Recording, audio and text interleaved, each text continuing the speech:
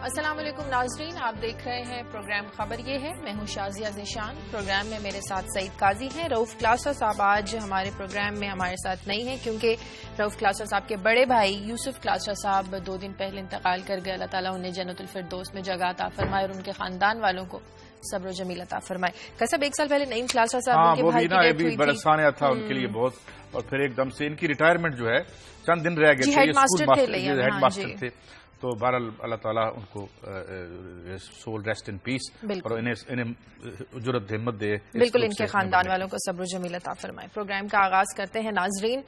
اربوں روپے کی امداد اور حکومتی دعووں کے باوجود تھر متاثرین کا کوئی پرسان حال نہیں ہے۔ کہا یہ جا رہا ہے کہ سرکاری گوداموں میں گندم پھر سے ختم ہو گئی ہے اور مٹی کے گوداموں کو تالے لگا دیے گئے ہیں۔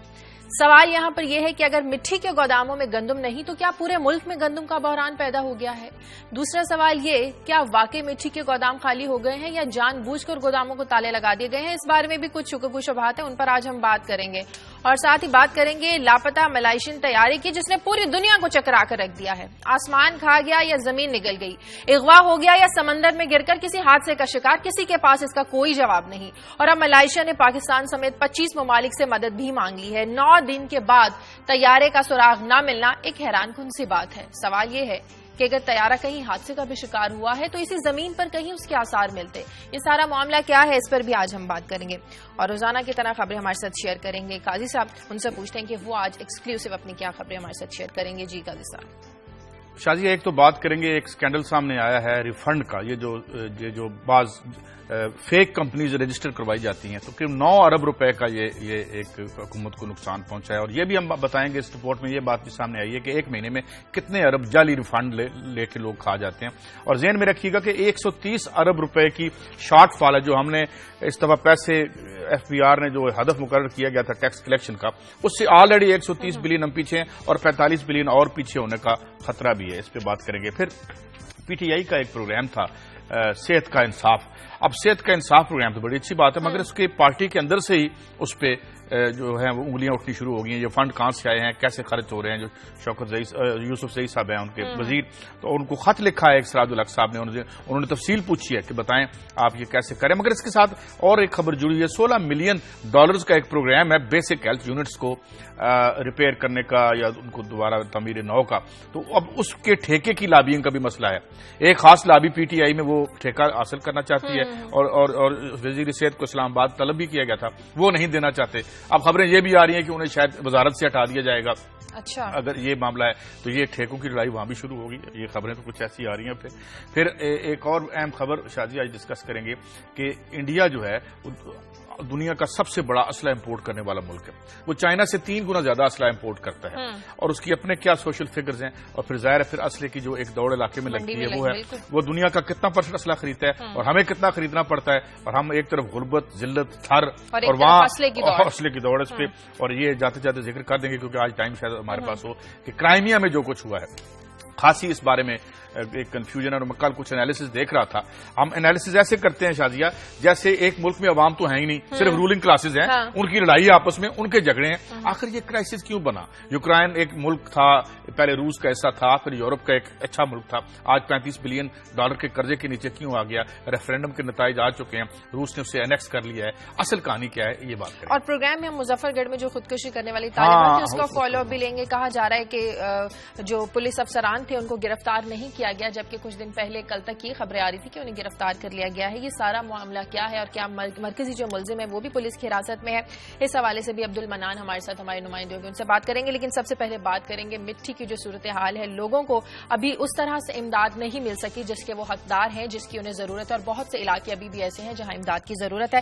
صورتحال کیا ہے؟ سلطان زئی ہمارے نمائندے اس وقت ہمارے ساتھ موجود ہیں، ان سے بات کرتے ہیں۔ سلطان، ایک طرف تو یہ کہا جا رہا ہے کہ گندم کے جو گوداموں میں گندم ختم ہو گئی ہے، گندم نہیں دی جا رہی، گوداموں کو تالے لگا دیے گئے، اور دوسری طرف ایڈیشنل سیشن جج نے کل مٹی کے سرکاری گودام میں چھاپا مارا اور کہا جا رہا ہے کہ 6000 بوری تو گندم کی تھی اس کو برآمد کیا، 6000 آ جایا ہے، 6000 کی فگر۔ جی ہاں، تو یہ سارا معاملہ کیا ہے کہ جان بوجھ کر چھپائی جا رہی ہے گندم کے متعلق؟ جیسا کہ ہم پہلے بھی اپڈیٹ دیتے رہے ہیں کہ گندم کو جو ہے وہ باقاعدہ طور پر تقسیم کرنے کی کوشش نہیں کی گئی ہے، اور جو ہے گندم کو وہاں سے ٹرانسفر کر دیا گیا گوداموں سے، اور گوداموں کو تالے لگا دیے گئے، جس کے بعد صورتحال بہت عجیب و غریب ہے، اور لوگ جو ہے وہ دانے دانے کے گندم کے لیے ترس رہے ہیں۔ خاص طور پر جو دور دراز کے علاقے ہیں وہاں تو اب تک کوئی بھی چیز لوگوں تک پہنچائی نہیں جا سکی ہے، وہاں صرف پاکستان آرمی ہیلی کاپٹر کے ذریعے جو ہے وہ امداد لے کر جا رہی ہے اور انہیں جو ہے وہ پہنچا رہی ہے، باقی جو ہے وہ پریشانی کا شکار ہے۔ اچھا، یہ جو شازیہ نے پوائنٹ آؤٹ کیا ہے کہ گندم اندر موجود تھی اور یہ بتا دیا گیا نہیں ہے اور جج صاحب نے اس کو ریکور کر لیا، اس کی کیا تفصیل آپ کے پاس؟ ہاں جی، اس سلسلے کے اندر ابھی جو ہے وہ تفصیلات مزید آ رہی ہیں، جس پر جو ہے وہ وقفے کے ساتھ جو ہے وہ اپڈیٹ ہم کرتے رہیں گے، اور ممکن ہے کہ لوگوں کو جو ہے وہ اس سے ریلیف جو ہے وہ مل سکے۔ اچھا، کون کون سے علاقے ایسے ہیں دور دراز کے جہاں ابھی امداد کی ضرورت ہے اور کچھ مشکلات پیش آ رہی ہیں وہاں پر امداد پہنچانے میں؟ دیکھیے جی، ننگر پارکر کے جو علاقے ہیں وہاں پر جو ہے وہ خاصی مشکلات ہیں۔ ہم آرمی کے ساتھ جو ہے وہ کھیسر کے علاقے کے اندر گئے ہیں، مٹھی چارن گئے ہیں کچے کے علاقے کے اندر، وہاں صورتحال جو ہے وہ یہ ہے کہ اب تک نہ کوئی این جی او پہنچ سکی ہے، نہ حکومت سندھ پہنچی ہے، نہ کوئی اور لوگ ہیں۔ کل ڈیپلو کے جو ہے وہ 40 سے زیادہ گاؤں کے اندر جو ہے وہ ڈراپنگ کی گئی ہے، اوپر سے ہیلی کاپٹر کے ذریعے سے راشن لوگوں کو جو ہے وہ پہنچایا گیا ہے، وہاں پر جانے کا کوئی جو ہے وہ راستہ ہے۔ سلطان، یہ بتائیے کہ ہاسپٹلز کے حوالے سے تھا کہ ڈاکٹرز نہیں ہیں وہاں، جتنی اسامیاں اس سے بہت کم لوگ ہیں اور پیرامیڈیکل سٹاف نہیں ہے، تو کچھ لوگ آئے ہیں یا میڈیا غائب ہوا تو وہ بھی غائب ہو گئے؟ جی ہاں، میڈیا کے ہٹتے ہی وہاں سے صورتحال باقاعدہ طور پہ جیسے کہ کہا جا رہا تھا کہ جب تک میڈیا موجود ہے اس وقت تک وہاں جو ہے وہ امدادی کارروائیاں چلتی رہیں گی۔ کہا یہ گیا ہمیں یہاں سے کہ حیدرآباد سے بھی جو ہے وہ 200 کے قریب ڈاکٹر جو ہے وہ مزید بھیجے جا رہے ہیں جو جا کر وہاں کام سنبھالیں گے، لیکن ہم نے صورتحال جو معلومات حاصل کی ہے اس کے حساب سے اب تک لوگ جو ہے وہ پریشان ہیں، بیمار ہے بچے، اور کل رات بھی جو ہے وہ 2 بچے مزید تشویشناک حالت میں حیدرآباد سول اسپتال۔ اچھا، یہ بتائیے کہ لوگوں کو زیادہ گندم سندھ حکومت کی طرف سے مل رہی ہے یا مخیر حضرات پر پرائیویٹ طور پر لوگ وہاں پر زیادہ امداد دے رہے ہیں؟ صورتحال کیا ہے وہاں پر؟ یہ تو بالکل طے بات ہے کہ جو پرائیویٹ تنظیمیں ہیں، جو آرگنائزیشن ہیں، وہاں جو ہے وہ کام کر رہے ہیں۔ جیسا کہ ہم نے بتایا، تنظیم فلاح انسانیت وہاں پر جو ہے وہ سب سے اسپیڈلی کام کر رہی ہے۔ خدمت خلق فاؤنڈیشن کی طرف سے جو ہے وہ پرسوں بھی یہاں سے ایڈ لے کے گئے ہیں اور وہاں پر پہنچائی ہے لوگوں کو، لیکن شاید بہت ساری جگہیں ایسی ہیں جہاں پر پہنچنے کے راستے نہیں ہیں، لوگوں کو معلوم نہیں ہے۔ اچھا یہ بتائیں، سلطان یہ بتائیں، وقت کم ہے، یہ بتائیں کہ اگر 200 ڈاکٹرز آ بھی جائیں وہاں انفراسٹرکچر ہی نہیں ہے، وہ بیٹھیں گے کہاں؟ کیا لوگوں کو بلا کے ہم نے کیا کرنا ہے؟ وہاں پہ کوئی انفراسٹرکچر ہے؟ 2-3 ہاسپٹل پرائیویٹ لوگوں نے موبائل بھیجے، وہاں انفراسٹرکچر کا تو برا حال ہے۔ جی ہاں بالکل، جن لوگوں نے پرائیویٹ ہاسپٹل جو ہے وہ بھیجے ہیں وہ اپنے کیمپس کے اندر کام کر رہے ہیں، اس ہاسپٹل کے اندر تو گنجائش ہی نہیں بچی ہے، اس قدر مریض جو ہے وہ جمع ہو چکے ہیں جس میں بڑے اور چھوٹے مریض جو شامل ہیں۔ غذائی قلت جب تک باقاعدہ طور پہ ختم نہیں کی جائے گی، اس کا کوئی پراپر حل تلاش نہیں کیا جائے گا، اس وقت تک جو ہے وہ یہ صورتحال تو نقل مکانی کا سلسلہ ابھی بھی جاری ہے؟ آج یہاں نقل مکانی ظاہر سی بات ہے، جو دور دراز کے علاقے ہم بتا رہے ہیں وہاں پر تو نقل مکانی مسلسل موجود ہے، کیونکہ مٹھی شہر کے اندر سارے لوگوں نے ڈیرے لگائے ہیں، مٹھی شہر کے اندر ہی سارے واقعات ہوئے ہیں، سارے وی آئی پیز بھی وہیں آئے ہیں اور باتیں کر کے وہاں سے جو ہے وہ چلے گئے ہیں۔ جو امداد تقسیم کرنے کا سلسلہ ہوا وہ بھی مٹھی اور اس کے نواح علاقے چھاچرو شہروں کے درمیان کام ہوا۔ گاؤں دیہات جہاں 6 گھر ہیں، 8 گھر ہیں، 20 گھر ہیں، 100 گھر ہیں، وہاں تو لوگ پہنچے ہی نہیں ہیں اب تک۔ ٹھیک ہے، بہت شکریہ سلطان جی آپ کا۔ ناظرین، پروگرام میں وقت ایک بریک کے بعد واپس آتے ہیں۔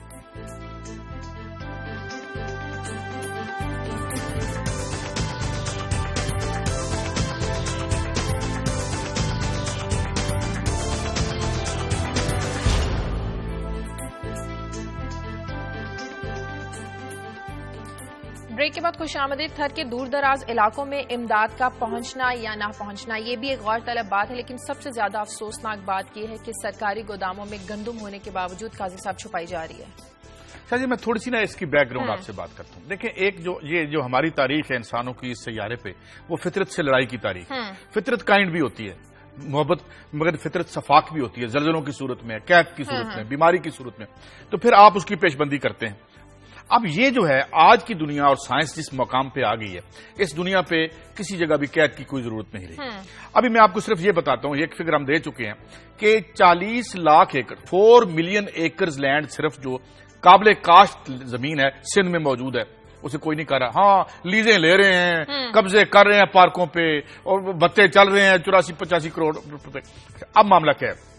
خوراک کی آپ کو بات بتاؤں, یہ دنیا کا زرخیز ترین ملک ہے, اور حالت ہماری یہ ہے, چلے اس کو تو چھوڑ دیں قحط آیا یا آگے یا نہیں آگے. آپ کے ملک کے 80% لوگوں نے فروٹ کھانا چھوڑ دیا. جائیں جا کے ذرا کسی عام آدمی سے سروے کریں, اور دنیا کا بہترین اور بے پناہ فروٹ یہاں پر پاکستان میں پیدا ہوتا ہے. اسی طریقے سے اس قحط کی, یہ قحط جو ہے ٹھیک ہے, اس کی بنیاد تو فطری جو عناصر ہے, لیکن یہ اب مین میڈ مزری ہے. یہ اب انسانوں پہ اتارا ہوا عذاب ہے. اس سے نپٹا جا سکتا ہے, اس کی ضرورت نہیں ہے. کیونکہ میں اگر آپ کو بتاؤں کہ یعنی آج جو ماڈرن طریقہ ٹلنگ کا آیا ہے, آپ ایک دن میں 70 لوگوں کے لیے جتنی کیلریز درکار ہیں 1 ایکڑ سے ایک دن میں نکال سکتے ہیں, جو ماڈرن ٹلنگ کے طریقے آئے ہیں. اور اس کے علاوہ فوڈ جو ہے جتنی اس وقت پیدا ہو رہی ہے. اچھا, میں تھر میں مختلف پروگرامز دیکھ رہی تھی, مختلف اینکرز بھی وہاں پر گئے, تو جو پیپلز پارٹی کے وہاں پہ لوگ بھی ہیں, لوگ کہتے ہیں کہ ہم بھلے ہم پہ قحط آیا, کوئی بھی مصیبت آئے, مشکل, ووٹ ہم لوگ پیپلز پارٹی کو دیں گے. ان کے جو مزار ہیں ان کے ہاتھے میں کچھ لوگ تھے, جھونپڑیاں بنی ہوئی تھی, کچے مکان تھے, ان سے کامران شاہد کا پروگرام تھا. کامران نے پوچھا کہ اتنی مطلب کہ خطرناک صورتحال کے باوجود بھی آپ پیپلز پارٹی کو ووٹ دیں گے؟ کہتے ہیں کہ ہم جیئیں گے بھی پیپلز پارٹی کے لیے اور مریں گے بھی پیپلز پارٹی کے لیے. بات یہ ہے کہ پیپلز پارٹی کا سندھ میں ابھی تک کوئی متبادل نیشنلسٹ ان کے خلاف تھے, وہ کوئی پروگرام لے کے نہیں آئے. پیپلز پارٹی ایک تاریخ میں, پارٹیاں جنم لیتی ہیں تاریخ میں. میں ان پارٹیوں کی بات نہیں کرتا جو انٹیلیجنس جو ایجنسیوں کے دفتر میں بنتی ہیں. جو تاریخ کے میدان میں پارٹیاں بنتی ہیں وہ وقت کے ساتھ ٹوٹتی ہیں اور وقت کے ساتھ جو ہے وہ چلتی رہتی ہیں. اب یہ سندھ میں ایک اس کا خاص پس منظر ہے. سندھ کے دو پرائم منسٹر, ایک پرائم منسٹر کو آپ نے ایگزیکیوٹ کیا, ایک پرائم منسٹر کی اسیسینیشن ہوئی, تو وہ اپنی جگہ. مگر وہاں جو الٹرنیٹو تھا, جو نیشنلسٹ پارٹیاں تھیں, ان کا وہی ایجنڈا. میں اصل میں بات کیا, لیکن لوگ ووٹ تو کسی بیس پہ دیتے ہیں نا. جب آپ کو کچھ ملتا ہے کسی پارٹی سے, جب آپ کی جگہ مطلب کہ آپ کو پرابلمز ہوتی ہیں ان کو سالو کیا جاتا ہے, لیکن وہاں اتنی پرابلمز کے باوجود کیا لوگوں میں وہاں پہ اویئرنیس نہیں ہے؟ تو اب کس کو تعلیم نہیں ہے. اچھا نہیں, اب ووٹ نہ دیں. چلیں اس طرح کرتے ہیں نا. مسلم لیگ نون نے جو پنجاب میں ایک بہت بڑی خوبصورت دنیا تخلیق کر دی ہے, وہ اس کو ووٹ دے دیں. وہ پی ٹی آئی کو ووٹ دے دیں, جس کی میں سوری بھی کر کے آؤں گا. ویسی قحط کی صورت ابھی چولستان میں آنے والا کیا ہے, یہ ابھی کوئی بات کر رہا تھا, اللہ نہ کرے آئے, لیکن آپ چل کے دیکھ لیں.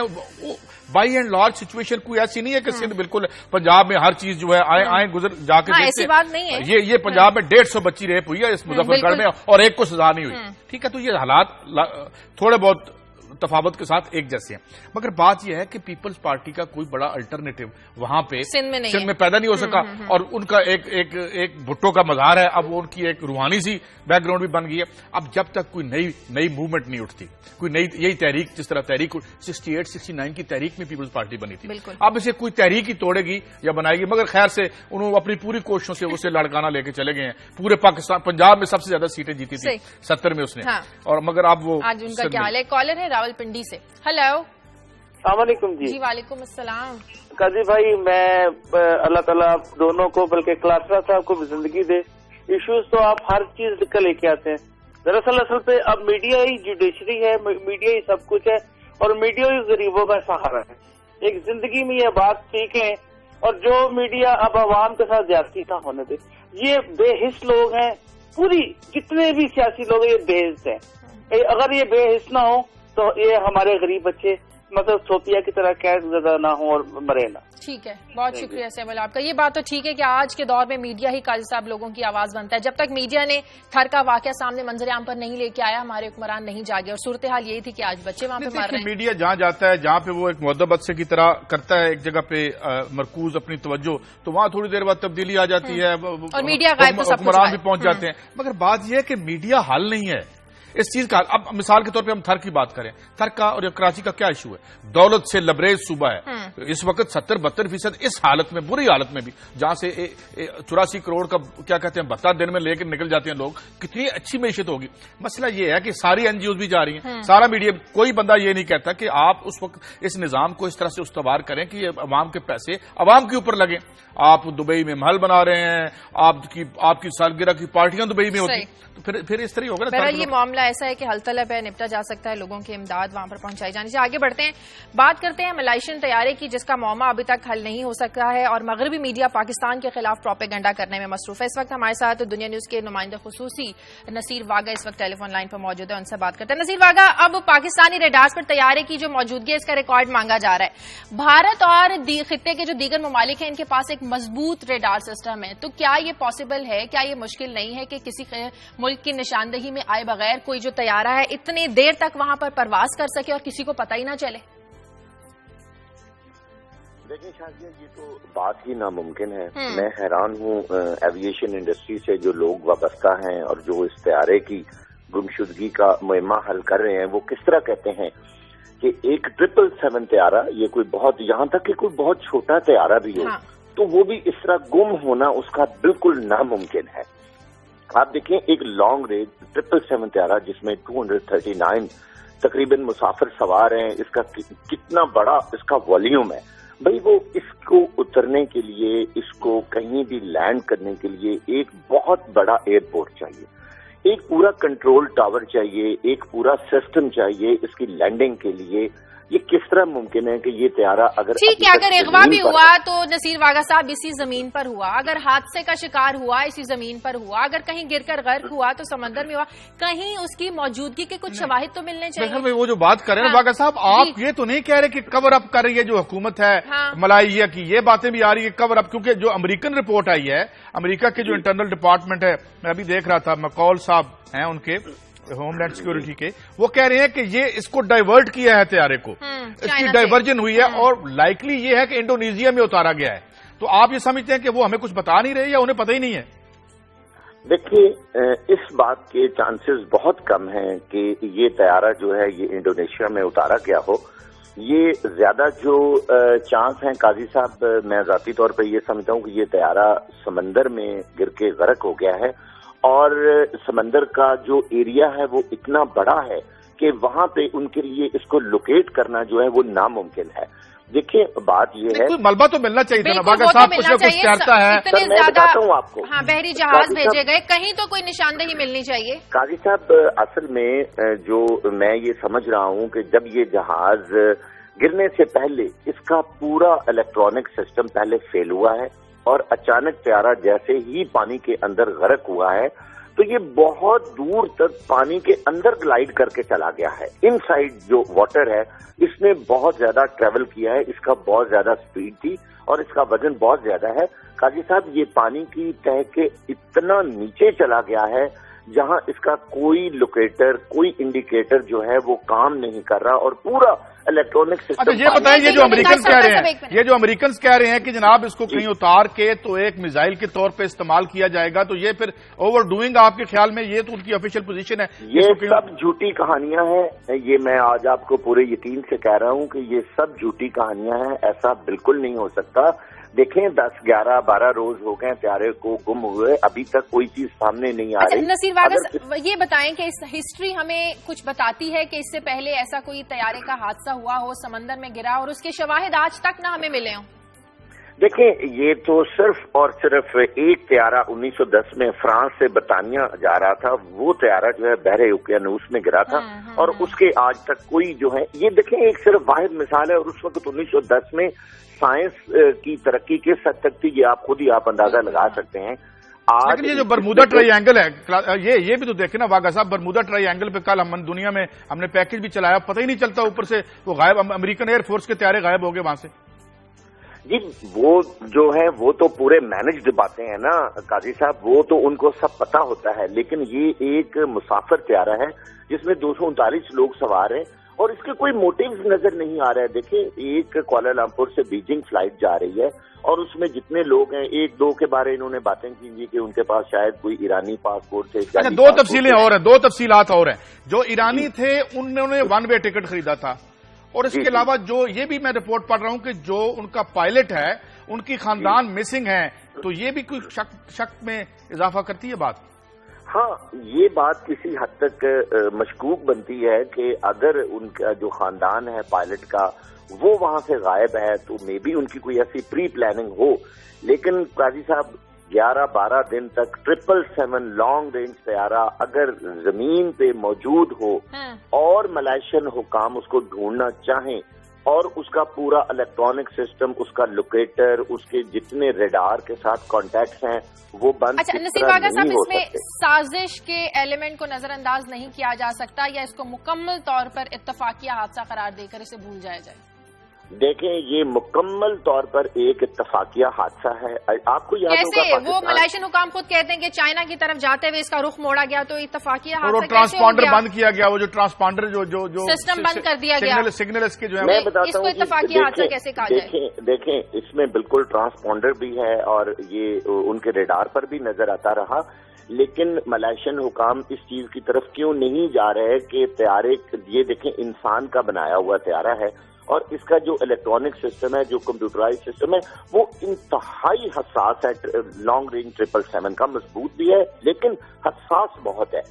ये भी मुमकिन है कि तैयारे के गिरने की वजह ही ये हो कि पहले उसका सारा कंट्रोल सिस्टम, उसका इलेक्ट्रॉनिक सिस्टम, उसका कंप्यूटर सिस्टम कोलैप्स कर गया हो, उसमें अचानक कहीं इतनी ज्यादा आग लगी हो कि वो पूरे का पूरा उसका निजाम जो है वो कंट्रोल टावर से कट ऑफ हो गया हो और उनको पता ही नहीं चला, और उसके बाद वो तैयारा समंदर में गर्क हुआ है और वो ग्लाइड करता हुआ बहुत दूर तक, देखिए समंदर की तह का अंदाजा आप भी लगा सकते हैं। माशाल्लाह काजी साहब, आप समझते हैं सूरत हाल कि ये यहाँ वहां तक जा नहीं अभी पा रहे, शायद कुछ अरसे के बाद उसका कुछ मलबा जो है वो ऊपर आ सके। ठीक है, बहुत शुक्रिया, बहुत शुक्रिया। एक मिस्ट्री है, एक इसरार है, कम से कम कुछ निशानियां मिल जाएं इस हादसे की, तो कम से कम वो जो लोग हैं जो रसा हैं, बिल्कुल उनको तसल्ली हो जाए। नाज़रीन, प्रोग्राम में वक्त एक ब्रेक का, ब्रेक के बाद वापस आएंगे, कुछ और हम खबरें भी आपके साथ शेयर करेंगे। टेक अ ब्रेक के बाद।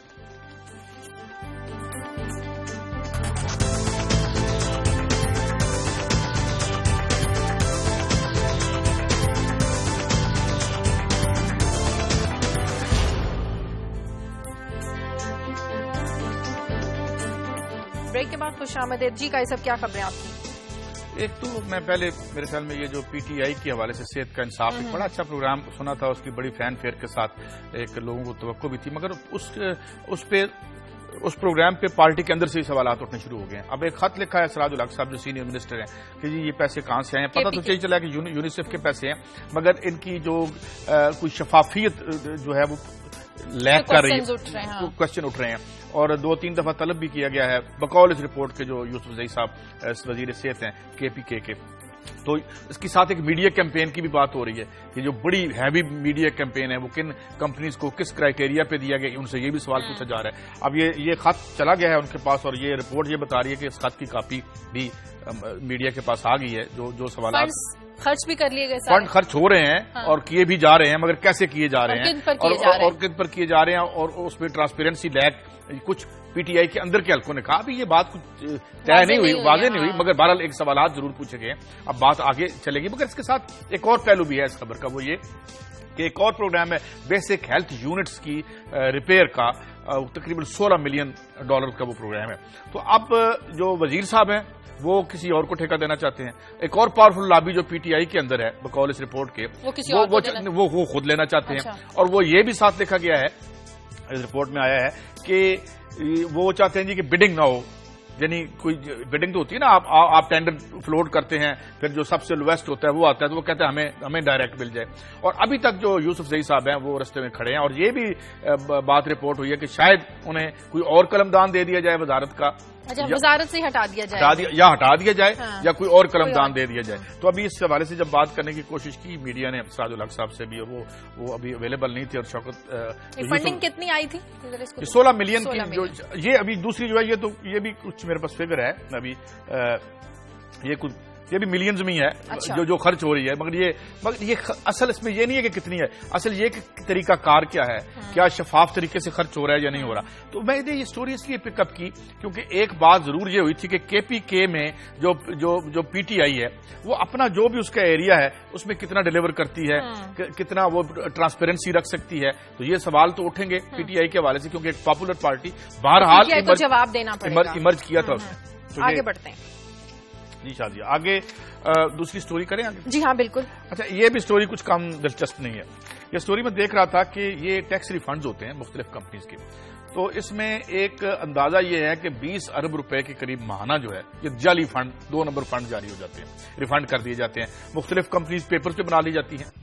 مگر یہ بڑا دلچسپ واقعہ ہوا، یہ واقعہ کچھ اس طرح ہوا کہ 9 بلین کا ٹیکس ریفنڈ تھا، اور وہ پتہ چلا کہ مبینہ طور پہ وہ جعل سازی کے ذریعے حاصل کیا گیا، جو ٹیکس ڈپارٹمنٹ کے افیشلز تھے ان کی ملی بھگت کے ذریعے کیا گیا۔ ایسی کمپنیز ایگزسٹ نہیں کرتی تھی، اور ایک اس کی رپورٹ تیار ہو گئی۔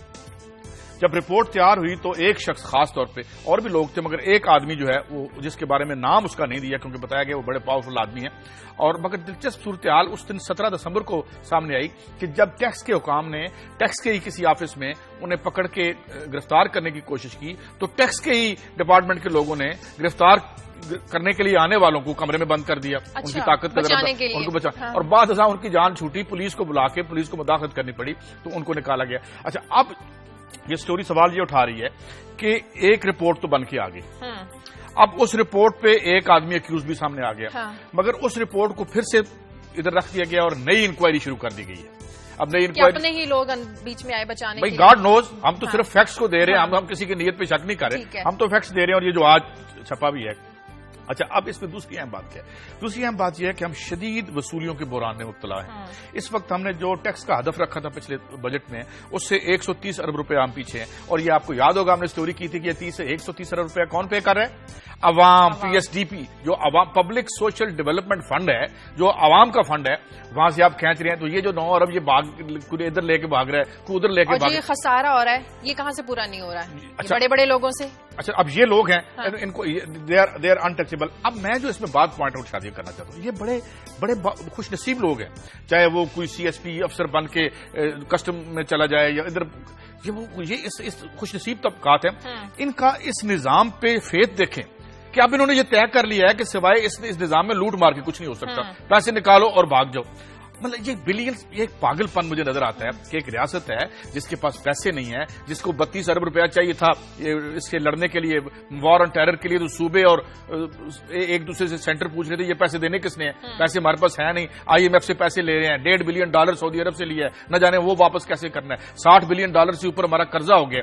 تو یہ جس جگہ پہ حکومت کر رہے ہیں، جہاں کھا پی رہے ہیں، اتنی خوش نصیب زندگی بسر کر رہے ہیں، وہاں اور کتنا لوٹ مار کرنا چاہتے ہیں۔ اور یہ صاحب کون ہے خیر سے کہ جنہوں نے کسٹم افیشلز کو ان کے اپنے آفس میں ہی بند کر دیا؟ تو یہ ایک عجیب و غریب صورتحال۔ اچھا، آگے بڑھتے ہیں۔ بھارت اسلحہ خریدنے والا سب سے بڑا ملک بن گیا، ایک طرف اسلحے کی دوڑ ہے، دوسری طرف دیکھیں دہشت گردی دنیا میں بڑھتی جا رہی ہے۔ ہاں شادیہ، یہ آج ہی رپورٹ آئی ہے اور بڑی حیران کن ہے۔ بھارت کی اگر میں سوشل انڈیکیٹرز کی بات کروں تو دنیا کے آدھے سے زیادہ غریب بھارت میں رہتے ہیں۔ بھارت کے 80 کروڑ لوگ سے 86 کروڑ لوگ جو ہیں، یہ میں نے فگر ایون کلدیپ نائر صاحب جو ان کے بڑے ایک ریسپیکٹڈ جرنلسٹ ہیں ان کے ساتھ بھی کنفرم کی تھی، یہ 20 25 30 روپے روزانہ پہ رہتے ہیں۔ یہاں پہ جو ڈکشٹ ہاری تھی، شیلا ڈکشٹ ہاری تھی پنجاب کی سی ایم، ان کی انہوں نے فرمایا تھا کہ 35-34 روپے کافی ہوتے ہیں ایک آدمی کو دن میں کھانا کھانے کی۔ یہ اس ملک کی حالت ہے۔ مگر یہ ملک کر کیا رہا ہے شادیہ؟ یہ ملک جو ہے دنیا کا 14% اسلحہ خرید رہا ہے۔ اس وقت دنیا میں سب سے زیادہ بڑا اسلحہ خریدنے والا ملک جو ہے وہ انڈیا بن چکا ہے، اور یہ صرف چائنا کو، پاکستان کا نمبر 3 ہے۔ پاکستان ابھی اس طرف بھی آتا ہوں، اور یہ انڈیا سے چائنا سے 3 گنا زیادہ اسلحہ خریدتا ہے۔ اچھا، اب یہ دنیا کا جو ٹوٹل اسلحہ ہے اس کا 14% یہ امپورٹ کرتے ہیں۔ اب یہ بھی دیکھیے کہ اس میں کون کون سے ممالک ہیں۔ امریکہ دنیا میں ٹوٹل جو اسلحہ ایکسپورٹ ہوتا ہے اس کا 29% کرتا ہے، رشیا 27% کرتا ہے، جرمنی 7%، اور چائنا خود 6% کرتا ہے، اور فرانس 5%۔ پاکستان دنیا میں ٹوٹل جو اسلحے کی برآمد ہے اس کے 5% کا گاہک ہے ہم۔ مگر آپ دیکھ لیں، ہمارا تھر دیکھ لیں، ہماری اور صورتحال دیکھ لیں، اور یہ جتنی جنگیں جیسے ہم کہتے ہیں اور کہ یہ جو جنگیں بپا کی جاتی ہیں، بیسیکلی یہ بہت بڑی پاورفل لابی ہے اسلحے کی۔ اس وقت اگر آپ جو چند ایک انڈسٹریز اس ریسیشن میں ترقی کر رہی ہیں ان میں ایک اسلحے کی شاید۔ ایک کالر ہے ہمارے ساتھ، مشتاق۔ ہیلو، السلام علیکم۔ جی وعلیکم السلام۔ آپ کو اور کلاسر صاحب کو سلام میری طرف سے۔ جی وعلیکم السلام۔ اور کلاسر صاحب اور آپ کے اور یہ قاضی صاحب کا پروگرام بہت ہی اچھا پروگرام ہے، اور قوم کو زندہ کرنے کے لیے نا یہ بڑا ضروری ہے۔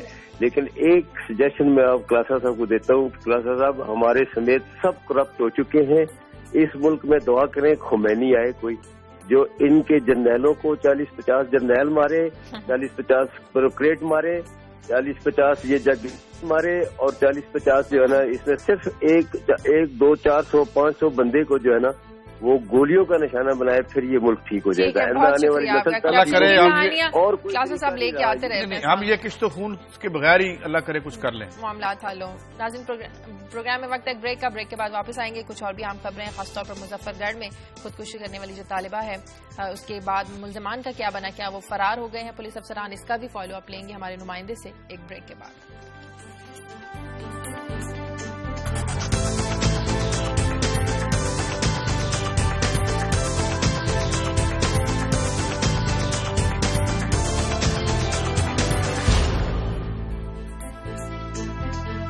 بریک کے بعد خوش آمدید. اب بات کرتے ہیں کرائمیا ریفرینڈم کی. 95% جو لوگ ہیں وہ شمولیت اختیار کرنا چاہتے ہیں، روس میں حمایت کر رہے ہیں. وہ لوگ جتنے ووٹ ابھی گنے گئے ہیں 50%، ابھی جو 95% نہیں 50% جو ووٹ گنے گئے ہیں ابھی تک، ان میں سے 95% لوگوں نے، اور ظاہر ہے 60% وہاں. اگر میں تھوڑا سی میں اس کی ایک بیک گراؤنڈ بتا دوں، میں کل سے سارے انالیسز دیکھ رہا ہوں. جتنے انالیسز آج کل ہو رہے ہیں وہ صرف اس طرح لگتا ہے کہ جیسے سارے قضیے رولنگ کلاسز کے مابین اپنی لڑائی کے ہیں، وہاں عوام نہیں ہے، کوئی لوگ نہیں ہے. حالانکہ یہ کرائسس عوام کی وجہ سے. میں تھوڑی مختصراً آپ کو اس کی تھوڑی بیک گراؤنڈ بتاؤں. ظاہر ہے 1917 میں روسی انقلاب کے بعد یہ ایک دنیا اور یہ کولڈ وار شروع ہوئی، اور جو بھی اس کے آپ کرٹک رہے ہیں، مگر ایک بات تو طے ہے کہ 1913 سے لے کے 1952 تک 52 گنا یہ معیشت نے ترقی کی، لوگوں کی معیار زندگی بدلا، سب کچھ ہوا، مگر وہاں پہ جمہوریت نہیں تھی. اب 89 کے بعد یہ جو تبدیلی آئی وہاں پہ، اور یہ جو اولیگارکس اب آ گئے ہیں، جو ایک پبلک سیکٹر میں بڑے بڑے منصوبے بنے تھے، بڑے بڑے پروجیکٹس بنے، بڑی بڑی انڈسٹری لگی، وہ نجی ملکیت بنا لی انہوں نے، اور انہوں نے کہا یہ جمہوریت برانڈ آ گیا، اور یہ بورس یلسن نے کیا تھا. اچھا ظاہر ہے لوگوں کو جمہوریت تو چاہیے تھی، ان کو معاشی تو مل گئے تھے حقوق، لیکن ان کو جمہوری نہیں ملے تھے. مگر انہیں کیا پتا تھا یہ جمہوری والے جو آئے ہیں یہ کیا کریں گے ہمارے ساتھ، یہ جمہوری. یہ فیصلہ بھی تو عوام نہیں کر رہے. اچھا اب میں یہ کہوں کہ یہ کرائسس بنا کیوں؟ کرائسس اس لیے بنا کہ یہ جب جمہوریت وہاں پہ گئی تو انہوں نے اس ساری ویلفیئر اسٹیٹ کو ڈسمینٹل کیا. جو لوگوں کی مراد تھی، مفت صحت، مفت علاج، ایجوکیشن، ایوری تھنگ، وہ تو انہوں نے واپس لے لی. ان کا یہ جمہوریت آپ کھا لیں اس کو، اس جمہوریت سے تعلیم بھی حاصل کر لیں. اب یہ سارا کرائسس بریو ہوا. یہ کرائسس اس لیے بنا. آبادیاں کیوں باہر آ گئیں؟ اگر کچھ دن پہلے بوسنیا میں کیا ہوا، انہوں نے پریزیڈنسی کو آگ لگا دی. اب یہ جو کرائسس یوکرین میں ہے اس کی بنیاد کیا ہے کہ لوگ تنگ ہیں. $35 ارب کا قرضہ چڑھ گیا، انہیں 2 سالوں میں $35 ارب چاہیے، اور جاب نہیں ہے، بے روزگاری ہے، لوگ بھاگ رہے ہیں. اصل میں یہ تو یہ جو جمہوریت کا تحفہ وہ لے کے گئے تھے بنیادی طور پہ جس کو یہ جمہوریت کہتے ہیں، یہ اس کا شاخسانہ ہے. اب اسی طرح سے ویسٹ میں آ جائیں. کرائسس جو ہے یونان میں، جو کرائسس ہے، جو کرائسس اٹلی میں کیا، پہلے تو ان کی بات کر لیتے ہیں، ڈیولپ ملکوں کی بات کر لیتے ہیں. یونان میں کیا کرائسس ہے کہ جو انٹرنیشنل لون شارکس ہیں وہ آرم ٹوسٹ کر رہی ہیں، ان کو سکویز کر رہی ہیں، ان سے پیسے لے رہی. جمہوریت کو ایک ایسی چیز بنا دیا گیا جیسے کوئی مجرد چیز ہے جس کا انسان کے رائٹ سے کوئی جڑت نہیں ہے. اب یہ ہے کہ اب وہاں پہ ایک ریفرنڈم ہوا، کرائمیا کو اس نے انیکس کر لیا. اب کرائمیا لوگ خوش ہیں. دیکھیں جی خوش اس لیے ہے کہ وہاں پہ 60% آبادی رشینس کی ہے، اس کے بعد 20% جو ہے تاتاری ہیں اور کچھ یوکرینین ہیں. تو ظاہر ہے یہ ریفرنڈم تو جیتیں گے. اب ویسٹ کہتا ہے، ابھی جو رات کو اوباما کی اور اس کی پیوٹن کی بات ہوئی ہے تو پیوٹن نے کہا یہ لیگل ہے ہمارا ریفرنڈم، وہ کہہ رہے ہیں یہ انلیگل ہے ریفرنڈم. مگر یہ اس کا کچھ نہیں کر سکتے، کیونکہ اگر آج روس بند کر دے وہ گیس جو وہ کرائمیا اور یوکرین کے ذریعے ادھر بھیجتا ہے تو ظاہر وہاں پہ بلوے شروع ہو جائیں گے. ان کی انڈسٹری جو ہے، ان کے گھر جو ہیں وہ زیادہ تر اس گیس سے چلتے ہیں جو روس سے وہاں جا رہی ہے. مگر معاملہ کیا ہے، اس میں سفر کون کرے گا؟ آپ پیوٹن کی ذاتی ورتھ کوئی 200 بلین بتاتا ہے، کوئی $300 ارب بتاتا ہے. تمام آلیگارکس نے ادھر آ کے قبضے کر لیے، اور یہ قبضے ہونے میں ویسٹ ان کی مدد کی. پھر اب ان کی آپس میں لڑائی شروع ہو چکی ہے. اس آپس کی لڑائی میں جو لوگ برباد ہو رہے ہیں وہ بوسنیا کے عوام ہیں، یوکرین کے عوام ہیں، اور اس طرح کے لوگ ہیں. اور میرے خیال میں آگے بڑھتے ہیں، آگے بڑھیں اور اب ہم بات کر لیتے ہیں، فالو اپ لیتے ہیں. مظفر گڑھ میں خودکشی کرنے والی جو طالبہ تھی، ناظرین اپنی زندگی میں انصاف چاہتی تھی، لیکن وزیر اعلیٰ صاحب اپنی ٹیم کے ہمراہ پہنچے جب وہ لڑکی اس دنیا میں نہیں رہی، اس کے خاندان کی دادرسی کرنے کے لیے، اور حکم دیا کہ وہ پولیس افسران 5 پولیس افسران جو اس واقعے میں ملوث ہیں انہیں فوری طور پر گرفتار کر کے ان سے تفتیش کی جائے. لیکن اطلاعات یہ آ رہی ہیں کہ وہ پولیس افسران فرار ہو گئے ہیں. ایک پولیس افسر کو گرفتار کر لیا گیا ہے. اندر کا کیا معاملہ ہے بات کریں گے، ہمارے ساتھ نمائندے عبد المنان ٹیلی فون لائن پر موجود ہے. عبد المنان، پولیس افسران کی گرفتاری کا حکم دیا تھا وزیر اعلیٰ صاحب نے، کہاں فرار ہو گئے وہ؟ جی شادی اکرم جب وزیر اعلیٰ یہاں پہنچے تو یہ متعلقہ جو افیسران تھے جس میں ڈی ایس پی صدر چودھری اصغر ہے, ڈی ایس پی جتوئی لطیف کانجو, انسپیکٹر اور ایس ایچ او میر ہزار خان رائے شاہد اور ایس ایچ او شہر سلطان موقع پر موجود تھے, تو وزیر اعلیٰ پنجاب نے کہا کہ ان کو گرفتار کر کے فوری طور پر مقدمہ درج کیا جائے. لیکن پولیس افیسران نے اپنے بیٹی بھائیوں کو بچانے کے لیے اس میں ایک تو ڈی پی او مظفر گڑھ کا ایف آئی آر میں ذکر تک نہیں کیا گیا اور ان پولیس افیسران کو خود جان بوجھ کے فرار کروا دیا. اور یہ نہیں ہے کہ یہ کہیں چھپے ہوئے ہوں, یہ اپنے گھروں میں آرام سے بیٹھے فون پہ ایک دوسرے سے رابطے میں ہیں. منان یہ بتائیے کہ اس سٹوری کو ایک نئی ٹویسٹ دینے کی کوشش کی گئی کہ جی اس نے کسی رپورٹر نے کہا تھا, اس نے آگ لگائی اور ایک بڑا ظالمانہ اور بہیمانہ سا یہ حرکت ہمیں نظر آئی, تو ایک دم سے لوگ حرکت میں آ گئے ان کو بچانے کے لیے اور سٹوری کو بھی توڑ موڑ کے پیش کرنا شروع کر دیا اور وہ افسران بھی نہیں پکڑے گئے. جی قاضی صاحب, اصل میں اب اس کیس میں ہو یہ رہا ہے کہ اس میں مدعی بھی پولیس ہے اور ملزم بھی پولیس بن گئی ہے. ہلو جی بولیے منان, آواز آ رہی ہے. ہاں جی قاضی صاحب, اس میں اب ظلم یہ ہے کہ یہ جو خود سوزی کا مقدمہ درج ہوا ہے اس میں جو اس وقت کے ڈیوٹی افیسر تھے محمد اقبال اس کو مدعی بنا دیا گیا ہے, حالانکہ ڈیوٹی افیسر ذمہ دار ہوتا ہے اس وقت کے واقعات کا.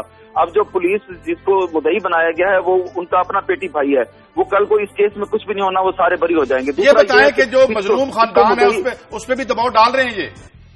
جی اس پہ صرف دباؤ نہیں ہے, اس پہ سیاسی طور پہ اور مسلم لیگ نون کے ہی لوگ ہیں جو اس خاندان پہ دباؤ ڈال رہے ہیں. پولیس اور انتظامیہ ان پہ دباؤ ڈال رہی ہے کہ ہم جیسے کہیں آپ ویسے چلے. تو وزیر اعلیٰ کی جو ٹیم ہے اس واقعے کو فالو کر رہی ہے, دیکھ رہی ہے؟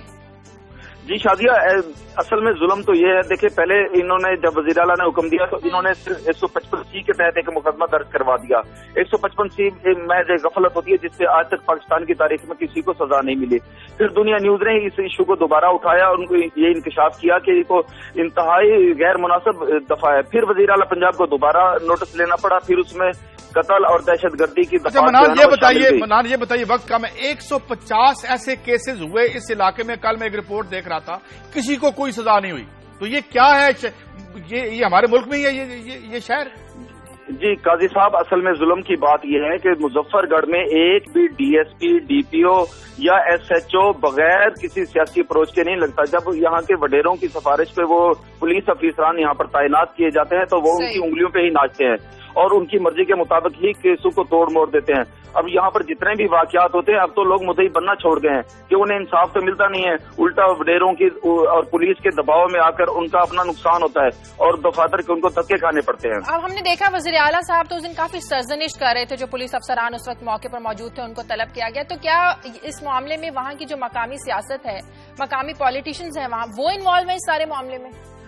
جی شازیہ, وزیر اعلیٰ پنجاب نے جو وہاں پر مقامی ایم پی اے اور ایم این اے تھے ان کی بھی سرزنش کی, ڈی پی او کی بھی سرزنش کی, جس کو اپریشیٹ کیا گیا. لیکن مسئلہ تو یہ ہے کہ وہاں کے صوبائی وزیر اور وہاں کے جو کرتا دھرتا ہے مسلم لیگ نون کے, وہ اس کیس میں اور اس جو ملزم ہے نادر, جو مرکزی ملزم ہے, اس کو بے گناہ کرانے میں ان کا بہت بڑا کردار ہے. حراست میں ہے مرکزی ملزم نادر؟ جی اس کو دوبارہ حراست میں لے لیا گیا ہے, لیکن اب اس کی صورتحال یہ ہے جب ایک تفتیش میں کسی کو بے گناہ کر دیا جائے, دوسری تفتیش میں بھی بے گناہ کر دیا جائے, تو اب تیسری جو تفتیش نئے سرے سے کی جا رہی ہے اس کی کوئی اہمیت نہیں ہے. جب کورٹ میں کیس جائے گا تو اس میں تفتیشوں میں کنٹروورسی اتنی ہے کہ وہ آرام سے باہر آ جائے گا. ٹھیک ہے, بہت شکریہ عبد المنان آپ کا. آگے بڑھتے ہیں ناظرین اور ہم بات کریں گے اب آج پاکستان میں ہندو برادری ہولی کا تہوار منا رہی ہے, کیا ماحول ہے وہاں پر. ہماری طرف سے پوری دنیا نیوز کی ٹیم کی جانب سے ہندو برادری کو ہولی کا تہوار مبارک ہو, کیا جوش و خروش ہے ان میں بات کریں گے. ہمارے نمائندے دلیپ ٹھاکر ہمارے ساتھ ٹیلی فون لائن پر موجود ہیں. دلیپ یہ بتائے گا کہ کس طرح منا رہی ہے ہندو برادری آج اپنا ہولی کا تہوار؟ جی شازیہ, ہندو برادری کا جو آج ہولی کا تہوار ہے وہ پوری دنیا میں منایا جا رہا ہے. اس کی وجہ سے یہاں پہ جو کندکوٹ سمیت پورے ضلع میں جو جوش و خروش ہے وہ ابھی تک صبح سویرے وہ بچے نکلے ہیں باہر مختلف رنگ اٹھا کے اور ایک دوسرے کو رنگوں میں رنگا رہے ہیں اور بہت خوش ہیں, وہ بہت جذباتی جوش و خروش ہے وہاں پہ. اور عید کا تہوار ویسے بھی رنگوں کا تہوار ہے اور محبت بکھیرنے کا تہوار ہے. آج جو مکھ تقریب جو ہولی کی ہو رہی ہے اس میں جو ہے وہ جو سندھ کا جو اہم صوفی بزرگ جو درگاہ ہے ہندو برادری کی ریڑکی صاحب, وہاں ریڑکی مندر میں ایک تقریب ہو رہی ہے جہاں پہ جو گادی نشین ہے سائیں سادرام صاحب وہ خود اس میں شریک ہوں گے. اور ہولی کی جو تقریبات ہیں جو اختتام ہوگا شام کو 4 بجے ہوگا اور پوری دنیا میں ایک ہی ٹائم فکس ہوتا ہے جہاں اختتام ہوگا. ہم دیکھتے ہیں کہ ہندوؤں کے ساتھ ساتھ یہاں پر جو مسلمان ہیں بچے بھی بڑے بھی وہ بھی اس تہوار کو بڑا انجوائے کرتے ہیں, وہ بھی مناتے ہیں. जी शाजिया, यहाँ पे जो मुख्तलिफ ग्रुप्स निकलते हैं और थोड़ी देर के बाद जो ग्रुप्स निकलेंगे उसमें मुस्लिम जो भाई हैं उनकी बड़ी शिरकत होती है उसमें, और वो भी खुद रंग उठा के एक दूसरे को डालते हैं और खुशी महसूस करते हैं, क्योंकि एक दूसरे को रंग डालने में मोहब्बत बढ़ती है। उनका ये ईमान है कि जिसकी भी ईद हो, जिस भी कम्युनिटी की ईद हो, उसमें शामिल होना चाहिए, और एहसास नहीं होता कि हिंदू की है या मुस्लिम की है, दोनों ही होली के रंगों में रंगे हुए होते हैं। खुशियों में बराबर का शरीक होना चाहिए। बहुत शुक्रिया दिलीप कुमार ठाकुर आपका, हमारी तरफ से एक बार फिर हिंदू बिरादरी को होली का त्यौहार मुबारक हो। नाज़रीन, प्रोग्राम का वक्त खत्म हो गया है। प्रोग्राम के लिए आप हमें फीडबैक दीजिए। खबर@दुनिया TV.tv पर कल तक के लिए इजाजत दें। अल्लाह हाफ़िज़।